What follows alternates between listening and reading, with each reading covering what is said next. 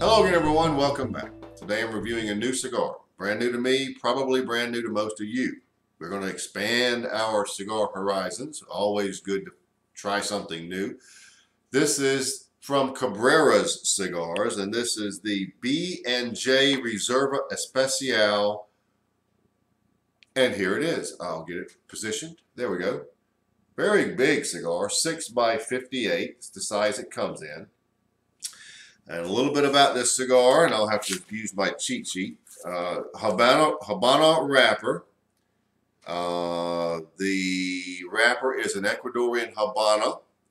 It's an HVA binder, and the filler is from Cubano San Vincent, Olar Dominicano, and Criollo 98. Now, the binder and the Criollo 98 are grown in the El Cibao fields, and that's about that on the ingredients, if you will. Now, the Cabrera's Cigars is based out of Pasadena, Texas. And littlecigarbox.com is pretty much the distributor of these. There are links to Cabrera Cigars and Little Cigar Box on the blog, so check that out.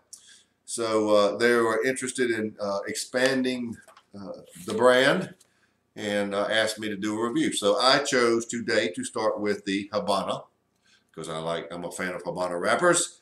So let's get right to it. The B&J Reserva Especial from Cabrera Cigars.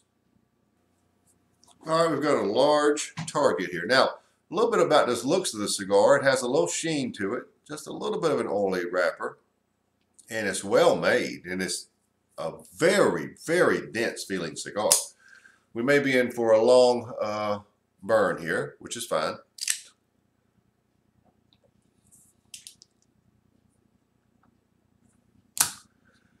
The draw is a bit firm. I believe it's workable, but it's a bit firm, a little firmer than most. I don't want to take any more off the top. What do you think? That's about right, isn't it? Yeah.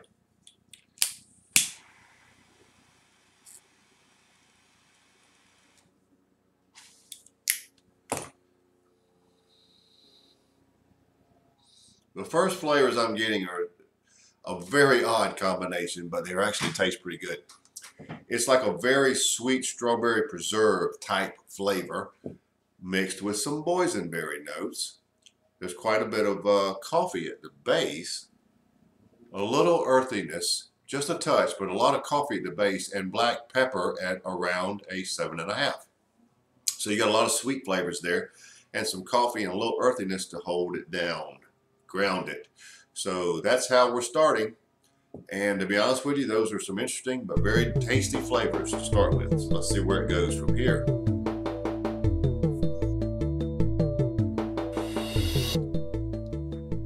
Well, I'm about an inch in. Well, I would say that might be a little over an inch.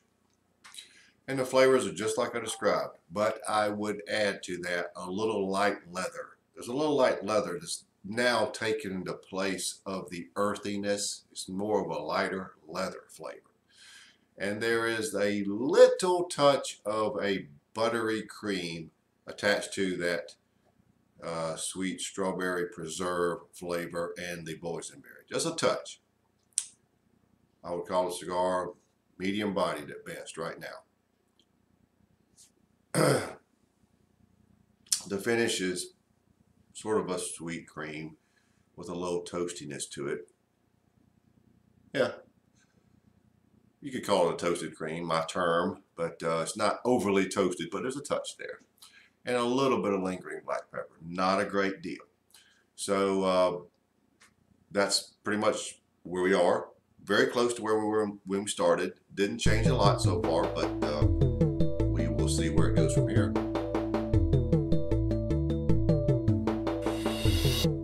Well, I'm pretty much at the midpoint, maybe just beyond, and the flavor profile really hasn't changed. The only thing about the flavor profile that has changed is the amount of certain things. The sweet strawberry flavor is still quite prominent. The boysenberry notes are really hiding. They're starting to become quite subtle, if not gone altogether. There is still that little wisp or touch of buttery cream that is attached to that strawberry. The leather notes are subtle. They're at very low level, down with the coffee notes at the very base. The leather is not a harsh or overpowering leather. It is just a touch of it there to give it a stable base along with the coffee notes. That's it. Still would call it medium bodied. I just don't know if it's going to get beyond that. Finish is the same. The pepper is pretty good in this cigar. I mean, it's average or above. But the cigar is burning nicely and nice enough. We're getting a long burn time out of it, which I thought we would. So as we approach or work our way toward the end, let's see if we have any other changes. I'm down to about maybe 2 inches remaining, and we're well over an hour now, as you can see. The strawberry flavor is still the main flavor. There is just a touch of butteriness, the buttery cream, to give it a little touch of richness in that direction anyway. The leather is so light, it just adds a little something to the coffee at the base. The pepper is still pretty good, and the finish is unchanged, and I would, it is close to medium to full, but it's really only medium bodied still, to me. But by now, the cigar in any application should be about settled down to the point where it wouldn't change much more, and I don't really think this one will. We're going to see, but it's primarily like I've explained. So let's see what happens between here and the end.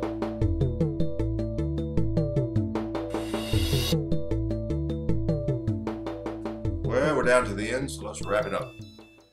This has been a pretty good cigar, brand new to me. The positives are very good, sweet, what I'm terming a strawberry type flavor, and that is by far the lead flavor. Had just a touch of butteriness on it with a little cream to give it a little bit of mellowing out, and then there was a touch of coffee and a slight touch of leather at the base. The negative also applies to that, is that it wasn't much of the lower level flavors. It needed a little more to level out that intense sweetness, but still good cigar. And I looked online here just now. It's excellent price point, somewhere let's see, $3.69 a piece, or 5 more for $3.49. So you can't get much more economical than that. All in all, I'm rating it an 89. It's a very good cigar, well worth trying, and the price point can't be beat. And you see from the time, it's a long burning cigar. So pretty much there you have it in a nutshell from Cabrera Cigars, the B&J Reserva Especial 6x58. 89. Links to them are on the blog.